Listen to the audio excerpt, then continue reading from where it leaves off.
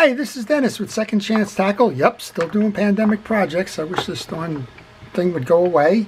In the meantime, I'd like to thank everybody who's doing their part to adhere to the guidelines that have been set in place. And for those that are first responders, essential personnel, law enforcement, medical, health professionals, nursing care providers, and the like, thank you for all it is that you're doing to try and keep us safe. This one's by request. I don't get a request for these too much, but this is a request to show how to reset the bail on a Quickfire reel, and I just happen to have one that suits that purpose. I also have a whole bunch. If somebody out there has the FX series or some of the Quickfires, I have a whole bunch of replacement parts for that series. I have a whole variety of handles, Quickfire levers if they broke off, and the associated screws and the like.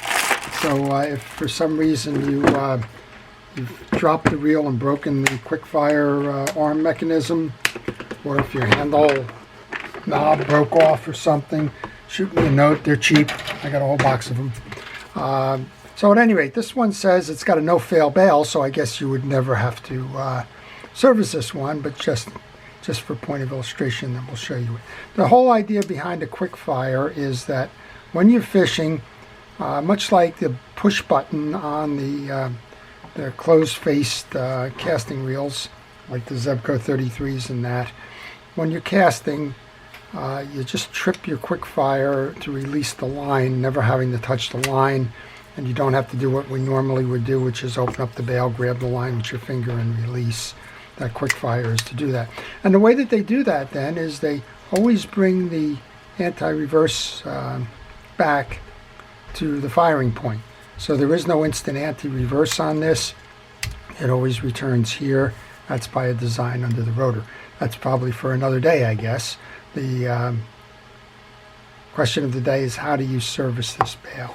So let's start by taking the pieces off then. It's 3 screws. First one here is the arm, and this one breaks every now and then. You saw I have a box of replacement parts for it, but this breaks. It's a plastic piece, and from time to time this will get whacked somehow and it'll snap. But there's nothing much more to it than that. I put that in my parts tray, and then you basically have a standard mechanism after that. Sometimes this little claw breaks off as well, but now you just basically have a manual rail. So if you don't like the Quickfire mechanism, you want to get it out of the way, just take the arm off. If you take the arm off, however, just remember that it's always going to reset back here anyway. So it doesn't restore any kind of a feature for the release. There's 2 arms on it then. There's one that's a dead arm. I'm going to take the screw out of that. And this is good if you have a bail and it's been bent. This is, you can go ahead and pull that out. And then underneath that we have a tag. There's a spring in here, I believe. Let's go ahead and take that off. And this is your triplet lever for that single release point. And if I can pull this off completely, here's how that spring wraps. And I know that those of you that watch my videos listen to me preach this all the time, but take pictures along the way. It's very easy to knock this spring out or just open it up and have it fly out on you.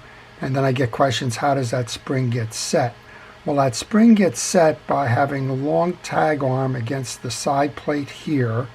It wraps around, and you have a little tag here, a little U shape on the back end of that spring, and that grabs that trip lever from the right-hand side of the piece. Let's see if we can bring it up a little bit, show you. I'm not sure if that's going to focus, but at any rate, tag arm, long tag arm against the side plate, wraps around the screw, comes down on this side of the trip lever, hooks the metal arm here. Okay, that's that side. I'm not going to do anything with that side. I don't need to do anything with that side. Right now I'm just going to put the cover back on so I don't lose it. That's not the business end of the spring set. which I'm sure is what's being asked, but if that's the side that got broken, so be it. So these reels are relatively inexpensive. This one I'm working on is the Shimano Custom X. It's nice. It's got a little bit of a different drag system to it. They're inexpensive. They're not cheap. They're at least cheaply made. I think that if you're going to get one of these types of reels, I would tell you to get the Shimano or the Daiwa. The older Abu Cardinals are nice as well. Mostly freshwater. You don't see them in the saltwater size. Here's a Cardinal GL3. It's a little bit bigger. And this one goes to 4, 6, and 8 pounds at 130. And this is a larger one. This is also a Daiwa. This is the Daiwa Graphite. It's the AG 2050.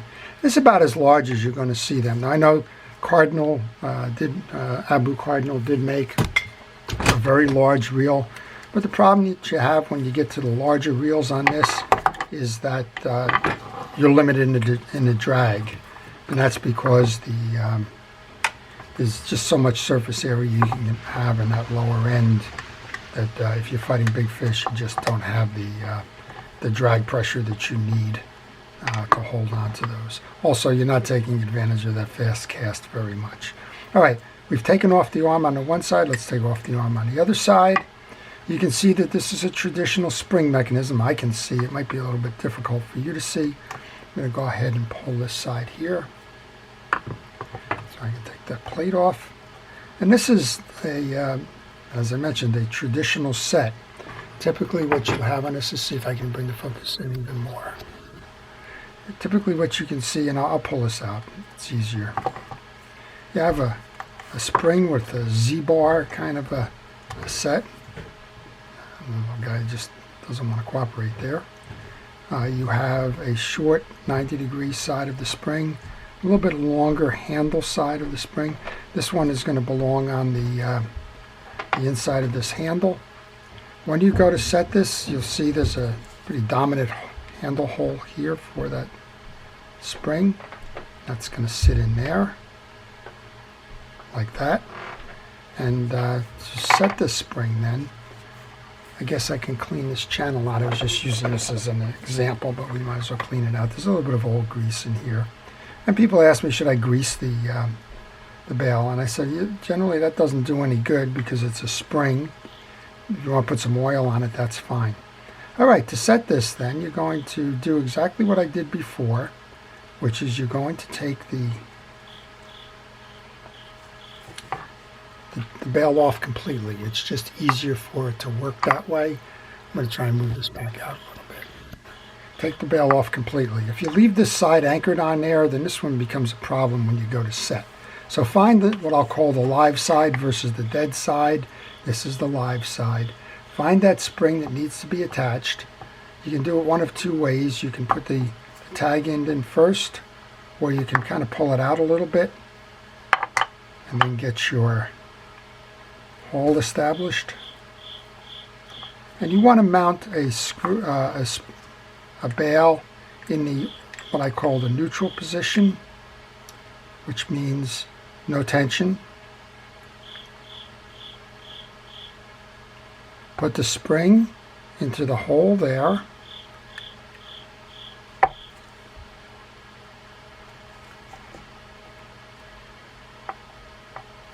And then just push down until you center that spring over the hole, just like that.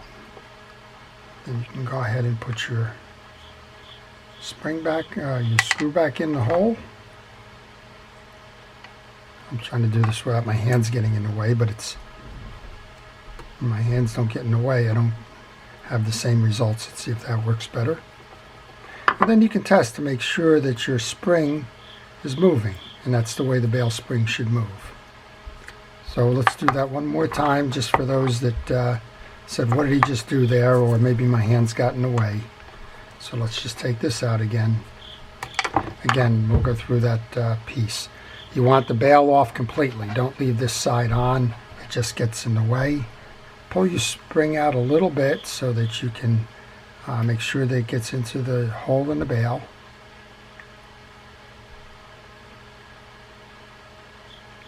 And then you want to push down in the neutral position, and that'll enable you to set the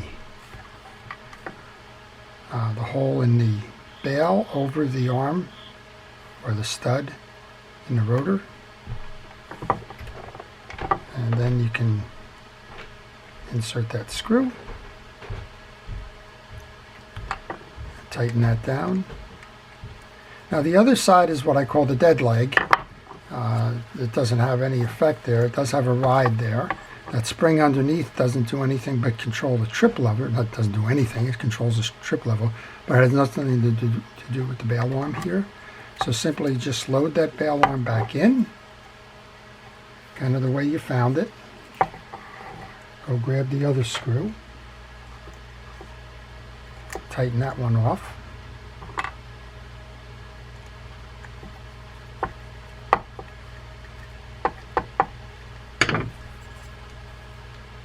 And test again.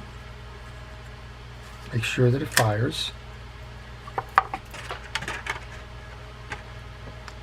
And then we can play hide and seek with the piece that, there it is. It's upside down, sitting in grease, blended right in. Folks ask me why I use my dartboard, but I think I've told this before. That dartboard has been part of my shop since I've been doing this stuff, and it's not gonna go away anytime soon.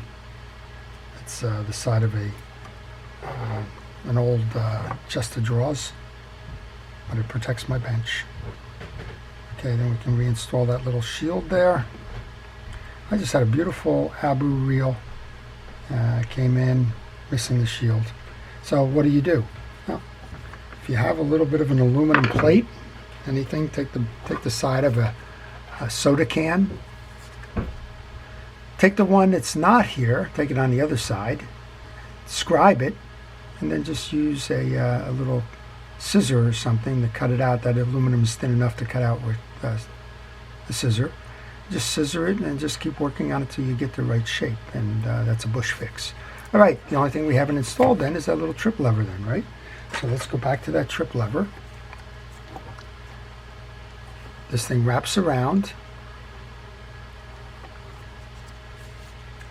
Just like that. It sits on top of that little claw there.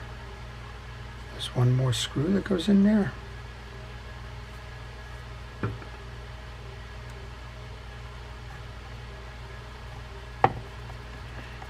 Just like that. And now we're in mode. We come back to the fire side, flip the bail, turn it back. Everybody says, why do I flip it with my thumb? Because I don't have the leverage of the pole. Of course, you don't flip it that way when you're using this as a reel on a pole.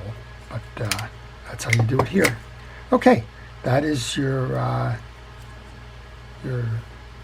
video on how to set and how to fix a quick fire bail.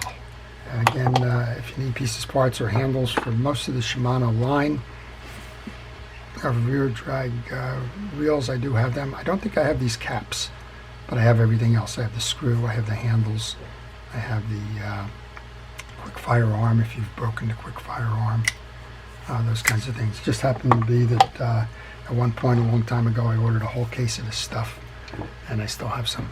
All right, that's Dennis with Second Chance Tackle. Thank you again to all the first responders, essential personnel, and the like that are keeping us safe during the pandemic.